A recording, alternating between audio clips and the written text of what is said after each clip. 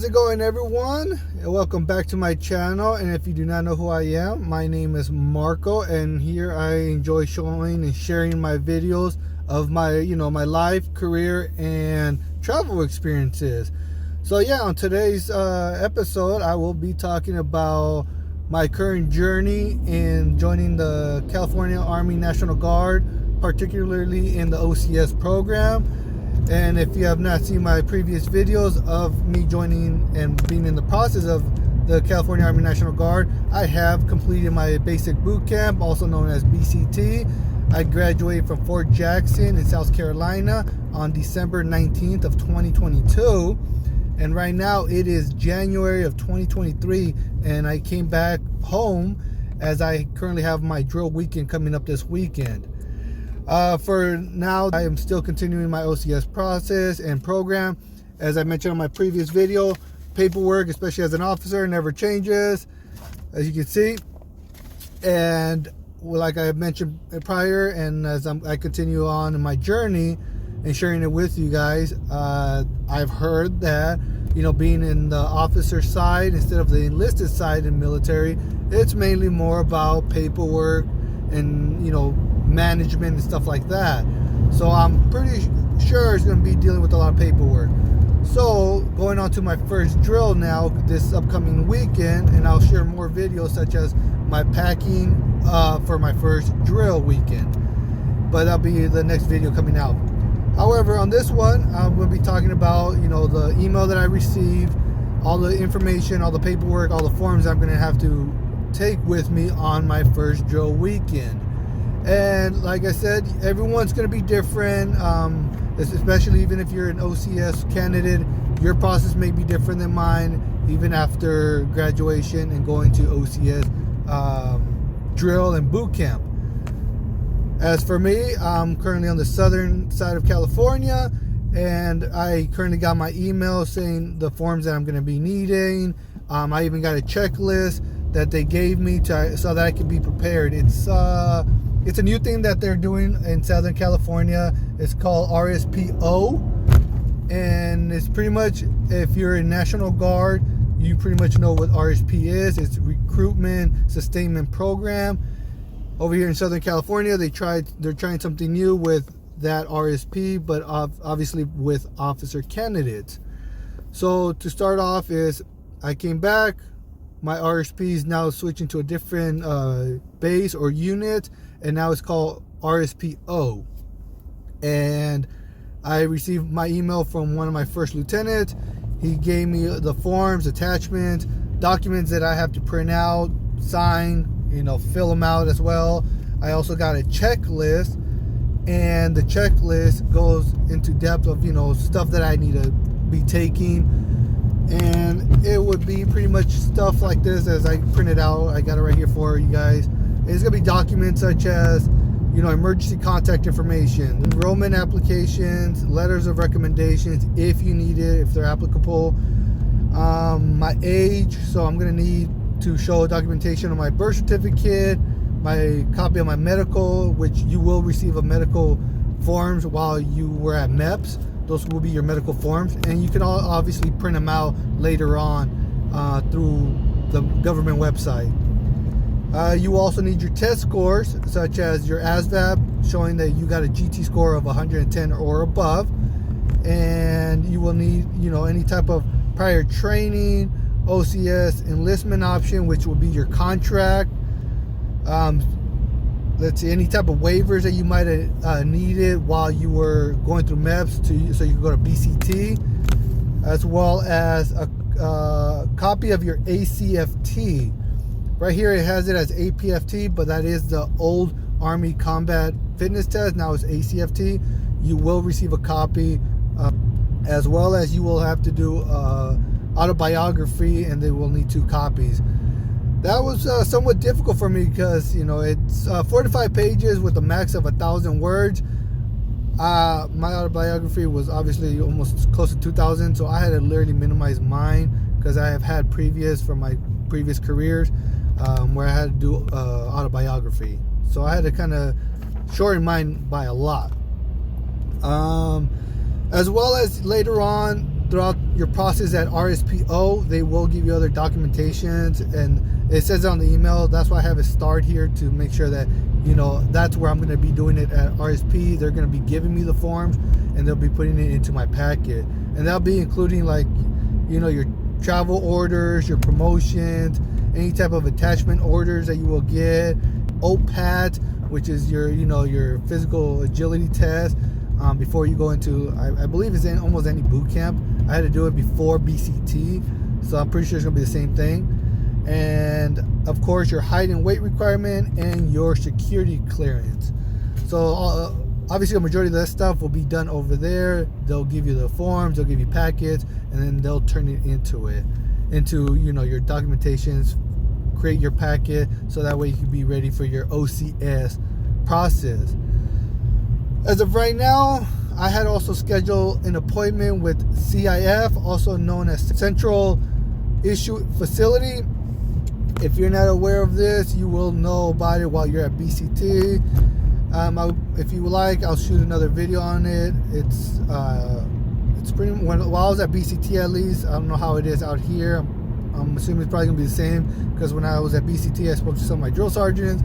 Some of my drill sergeants told me that, you know, CIF is pretty much run and organized by civilians, not military personnel, or civilians that used to be military personnel. And it's funny because a lot of times, I can't say all of them, but a majority of them do have some type of attitude, at least while I was at BCT. And that's where I'm currently going right now. When I got the email, they told me that I had to schedule myself a CIF appointment so that I can get my equipment or gear ready for, I'm assuming, OCS, and I'm assuming for my military, you know, career right now. That way, that's the stuff that I'll be issued and I'll be keeping until until my contract ends, or until I part ways with the military. Then obviously I have to return it, and so on and so on. So obviously I made my appointment. I had to email them, and they gave me a date. They pretty much go off of what they want, and that's the date that they give you. Right now I'm on my way there. It's a little over an hour away from my house, which sucks, but you know, what can you do when this is what you want to do? Stuff that you really want to do is, you know, you're going to be motivated to do. So right now this is where I'm going, and I will show you pretty much like a CIF, the facility over here, and I will show you the equipment that they will give me and issue me, and then we'll go from there. But as of right now, that's all that is going right now. But like I said, continue watching. I will continue showing you when I get to CIF. So see you in a little bit. And I'm back, and here I am at CIF. So let's go get our stuff, and I'll show you how everything goes.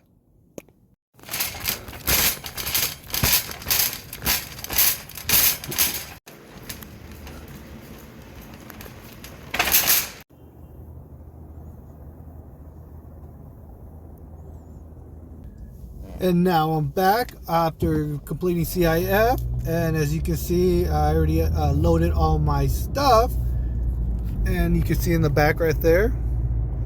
So yeah, my stuff, if not all of it for the time being, and I'm assuming this is all for my time in the military. Got a shopping cart full of amazing gifts, and once I get to the house, I will show you guys all the fun gifts that I received from the military. So see you in a little bit.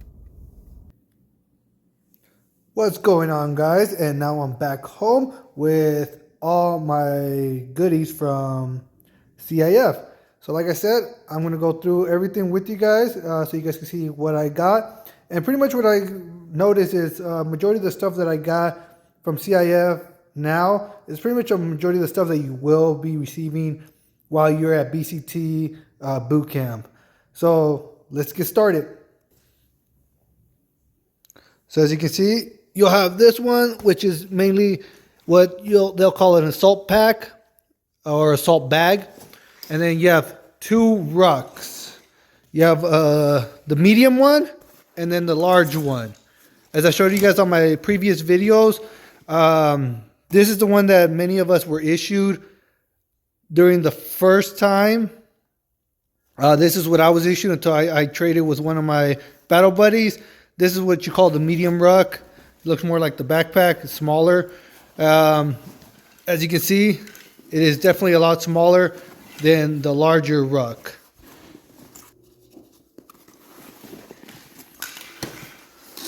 So that's what a medium ruck is. This is the larger ruck. This is similar to my other one from my previous video. However, this is the older version.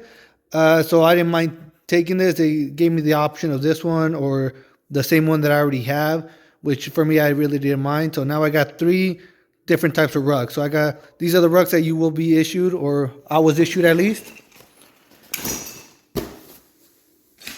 Then come over here. I got another green duffel bag. So this is my 3rd one. This will be your vest. This is the newer version of the vest. As you can see, it has stuff on the side for your shoulders, your neck and throat area. So this is a lot thinner, a lot smaller, a lot lighter for sure. So you will be issued one of these at BCT. However, the one over there, you'll probably still be issued a thicker one, which might not be as comfortable as this one. So just letting you guys know. Then we got another bag here. This one is pretty convenient because it has, it's not like the regular green duffel bag right here. This is the brown duffel bag. But the best thing about this one is you pull it and it has wheels. So it makes it more convenient when you are traveling with this type of bag. So let's get started on the inside, and we'll start off with, this is my tent, or my tent is in here. This is pretty much the cover or the holder or the holster, however you want to word it, for my little tent. So you'll be issued a little tent right here. All right, you got a blanket. And then you got a tarp. These are pretty mainly when you're outside and you are camping. This tarp is also used for when it's raining, and you mainly have this in one of your bags. And if you're going to be putting your bag down, you will be placing this over your bag, so that way your bag stays, dry. So that's what the tarp is for as well. Then you will be issued a large sleeping bag with the cover. So the sleeping bag's in here. I already rolled them all up. Here's a lighter one. So typically what they're called is summer sleeping bag and a winter sleeping bag. Obviously the summer is going to be thinner. The winter is going to be a thicker sleeping bag. So that's what you'll be issued. And once again, I got issued the helmet. So this is what I meant. This is your ACH helmet, Army Combat Helmet. I got issued another chin strap. So now I got another one. I got issued new paddings for the inside. And then another cover for the outer of my helmet. This is the metal piece that I was talking to you guys about my last video. This is the one that we didn't utilize at all. They just told us to make sure we don't lose it. But this is what it's for. And they either have your option of a metal one or a plastic one. So it's your preference. And that will go attached to right here in the front. So you screw it on, and then that's pretty much it for this one. And that's pretty much your helmet.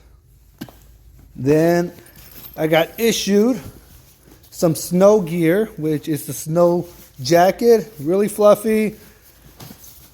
And as you can see, it's for your name, your rank, your name, and of course the U.S. Army logo right here. So,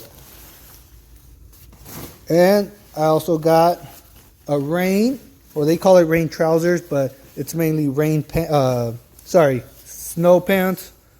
So you can see they're really poofy. And then I got issued some new pair of gloves.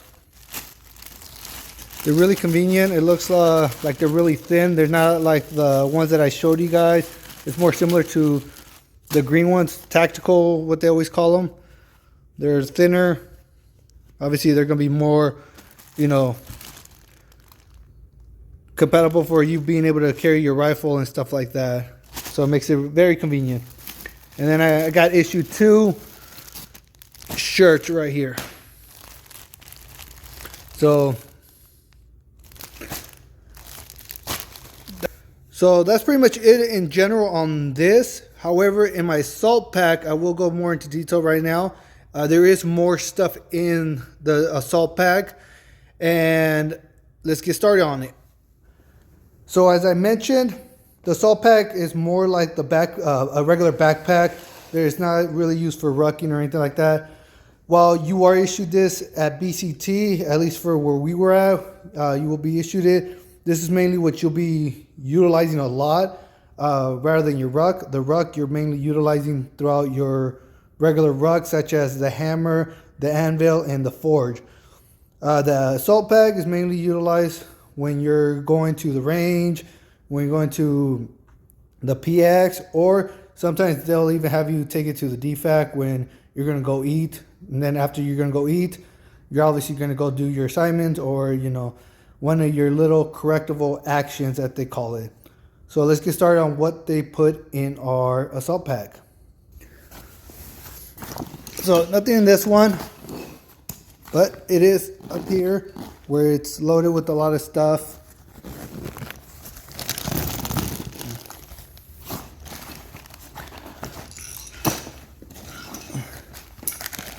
So I got issued another bladder. So it's a brand new bladder, and obviously the bladder is accompanied by a camel bag. So this is, if you're not aware, obviously the bladder goes inside your camel bag, and this is your drinking tube right here. So obviously your water stays in here, and this is your camel bag. And then I mainly got a lot of holsters. These are for my, I got 2 of these. Where's my other one?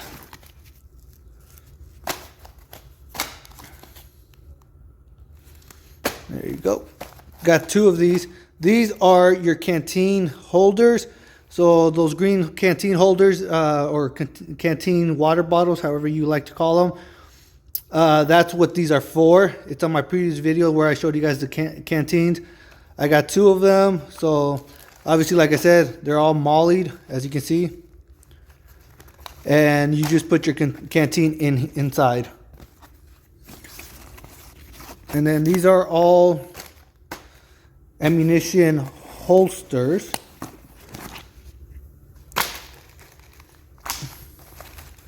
So you can see these are all ammunition holsters. It all comes for different types of ammunitions.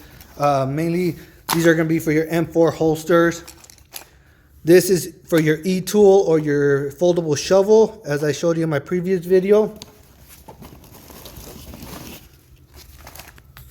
Another type of ammunition holder. There's that one.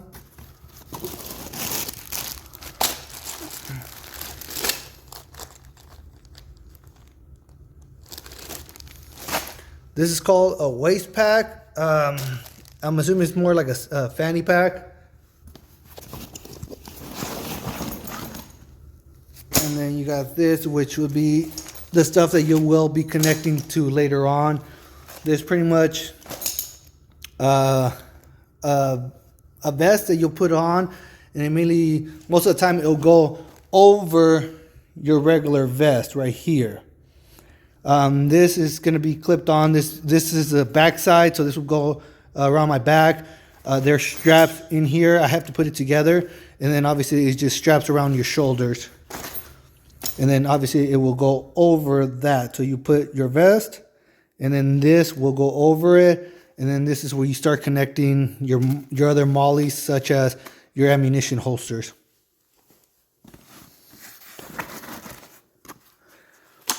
These are your grenade holders. So you can see they're very small. Once again, they're all mollied. It's for them to be able to connect and fit to your equipment or your gear that you have.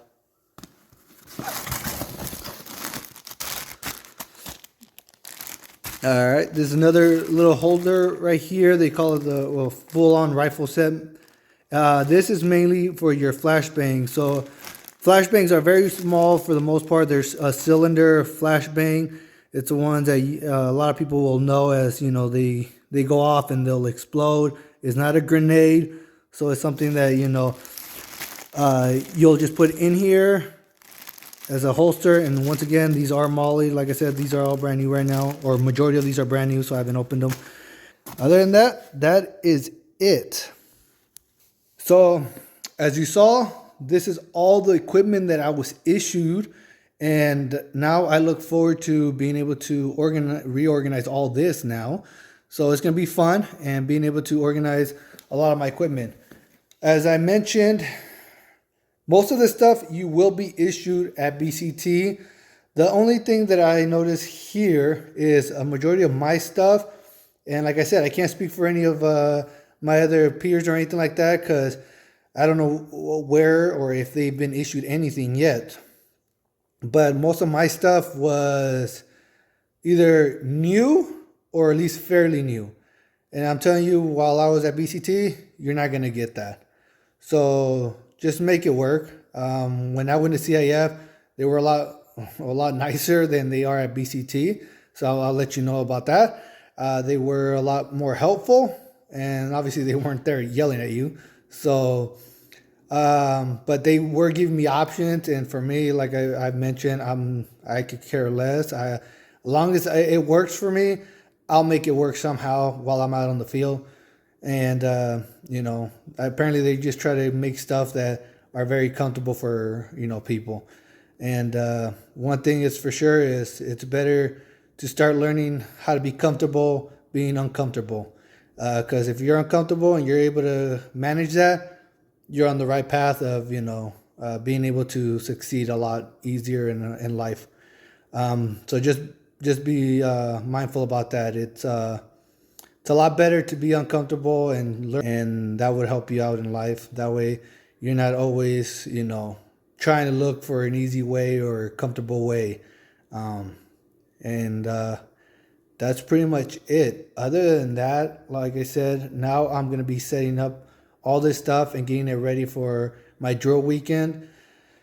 I don't think I'm going to be needing this or utilizing this for my drill weekend, but you never know. I'm just going to take it with me. And if they need it, obviously it's better to have it in my vehicle than not having it at all. So that's my plan. Other than that, like I said, if you guys have any other questions or anything about the equipment that I have, please drop that comment. Let me know. And I'll let you guys know on my next video of the stuff that I will be packing also for my drill weekend. Obviously the stuff that was on the email. And other than that, I'll see you guys next time.